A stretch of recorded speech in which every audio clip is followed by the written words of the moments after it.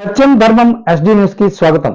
వివరాల్లోకి వెళ్తే పలాస నియోజకవర్గ పత్రికా సమావేశానికి విచ్చేసిన తెలుగుదేశం పార్టీ కుటుంబ పెద్దలకు మరియు ఇక్కడికి విచ్చేసిన పత్రికా సోదరులందరికీ పేరు పేరున నా నమస్కారములు.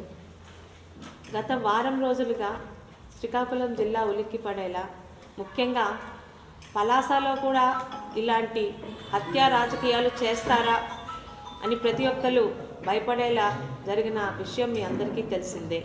అయితే పోలీసులు ఇంకా దర్యాప్తు చేస్తుండడం వల్ల వాళ్ళు ప్రెస్ మీట్ ఇచ్చేదాకా కూడా వీటిలో నిజాల గురించి మేము మాట్లాడకూడదని ఒక సభ్యతతో ఇంతవరకు మీ ముందుకి మేము పెద్దలెవరం రాలేదు.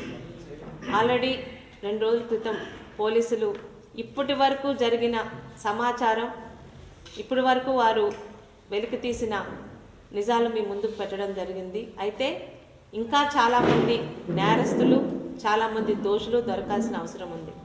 ఈ విషయం మీద మీ ద్వారా, మీ పత్రికా సోదరుల ద్వారా పలాస ప్రజలకు, ముఖ్యంగా పలాసలో ఏం జరుగుతుందో అని అనుకుంటున్న రాష్ట్రంలో ఉన్న పెద్దలకు, అదేవిధంగా ముఖ్యంగా పలాసలో వైసీపీలో కూర్చొని చిల్లర రాజకీయాలు చేసే ఆ వైసీపీ పెద్దలు చీదర అప్పలరాజు గారితో సహా సమాధానం ఇవ్వాలని మీ ముందుకు ఈరోజు మా పెద్దలందరితో కలిసి రావడం జరిగింది.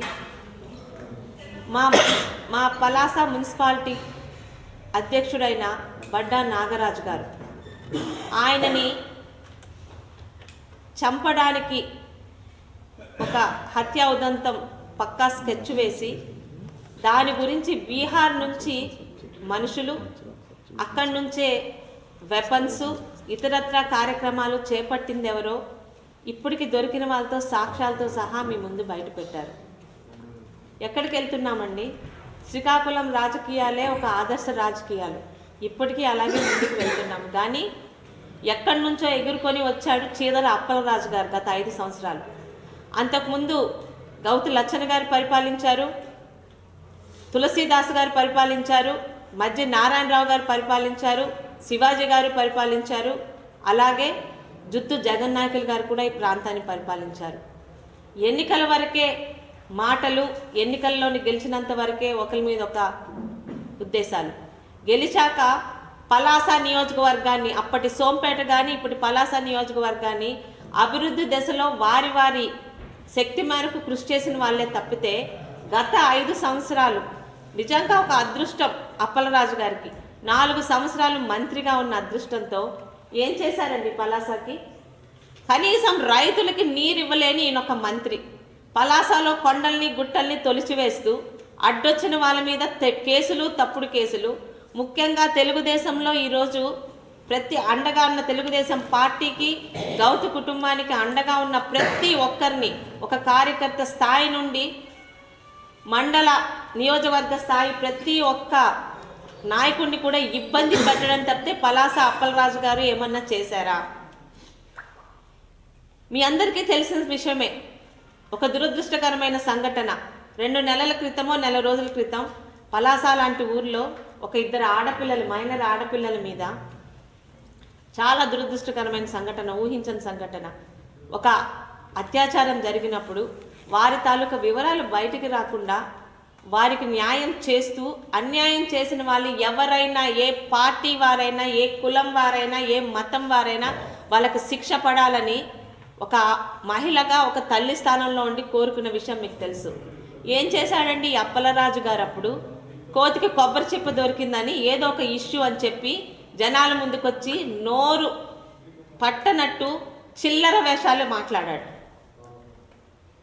ఆ అఘాయిత్యం చేసిన ఆ అబ్బాయిల తాలూకా మేనమామలు, లేకపోతే వాళ్ళ చిన్నాన్నలు, వాళ్ళ ఇంట్లో చుట్టాలు నాతో ఒక షేక్ హ్యాండ్ తీసుకున్నట్టు, లేకపోతే రామ్మోహన్ నాయుడు గారు, లేకపోతే మా కుటుంబ సభ్యులతో పక్కన నిల్చున్న ఫోటోలతో చిల్లర చీప్ రాజకీయం చేశాడు. ఈరోజు మీ అందరికీ ఇవ్వడానికి సిద్ధంగా ఉన్నాయి. ఈరోజు A1 నుంచి దాదాపు 17 మంది పేర్లు ఇప్పుడు తెలిసాయి. అందులో 7 దొరికారు. 7లోని 3 బీహార్ వాస్తవులు కాగా 4 అప్పలరాజు గారు చుట్టూ అనునిత్యం ఉంటూ ఆయనతో పాటు టేబుల్స్ మీద తింటూ ఆయన్ని కలిసామని పేపర్లో స్టేట్మెంట్లు పెట్టుకుంటున్న ప్రతి ఒక్కరు ఈ ఫోటోలన్నీ మీకు ఇస్తాను, ఓపిక్గా చూసి ఇందులో A1 నుంచి A17 వరకు ఎవరున్నారో ఒకసారి మీరు కూడా ప్రచురిస్తే ఉన్నది ఉన్నట్టు పత్రికల వాళ్ళు ప్రచురిస్తారని ఒక నమ్మకం ప్రజలకు కలుగుతుంది. ఏం మాట్లాడాడండి ఆ రోజు. వాళ్ళ తాలూకు అంటే సోషల్ మీడియా మీకే కాదు మాకు ఉంది. అయితే మీలాంటి చిల్లర నీచ రాజకీయాలు ఏ రోజు తెలుగుదేశం పార్టీ కానీ తెలుగుదేశం పార్టీ పెద్దలు కానీ గౌతు కుటుంబం కానీ ఏ రోజు చేయలేదు. గతంలో జరిగింది వదిలేయండి, కక్ష రాజకీయాలు వద్దు అని చంద్రబాబు నాయుడు గారు చెప్పిన మీదట అదే క్రమశిక్షణతో గత 5 సంవత్సరాలు ఈరోజు ఇక్కడ మీ ముందున్న పెద్దల్ని కానీ ఇక్కడికి రాలేని పెద్దల్ని కానీ కార్యకర్తల స్థాయి నుంచి అప్పలరాజు గారు ఎంత ఇబ్బంది పెట్టి వాళ్ళ తాలూకా స్కూళ్ళ మీద కానీ వాళ్ళ తాలూకా వ్యాపారాల మీద కానీ విజిలెన్స్ దాడులు ఇవన్నీ చేయించారు. మీ అందరికీ నేను చెప్పక్కర్లే.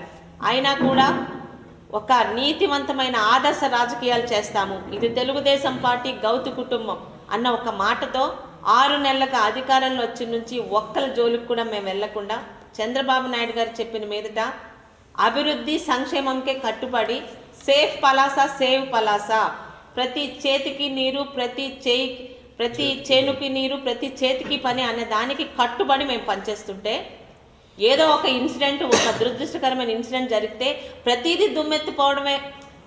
ఈరోజు నేను అప్పలరాజు గారిని అడగొచ్చా, వీళ్ళందరూ అనునిత్యం ఇందులో ఉన్న ఫోటోల్లో ఈరోజు దొరికిన ప్రతి ఒక్కరి ఫోటోలు ప్రతి ఒక్కరు మీతో భోంచేస్తూ మీ భార్యామణి గారితో చాలా క్లోజ్గా ఉంటున్న ఫోటోలు ఉన్నాయి. ఈరోజు ఈ హత్య రాజకీయాలకి మీ దగ్గర నుంచి అంకురార్పణ జరిగిందా అని అడిగితే సమాధానం చెప్పగలవా అప్పలరాజు? నువ్వు హుందా రాజకీయాలు చేయండి.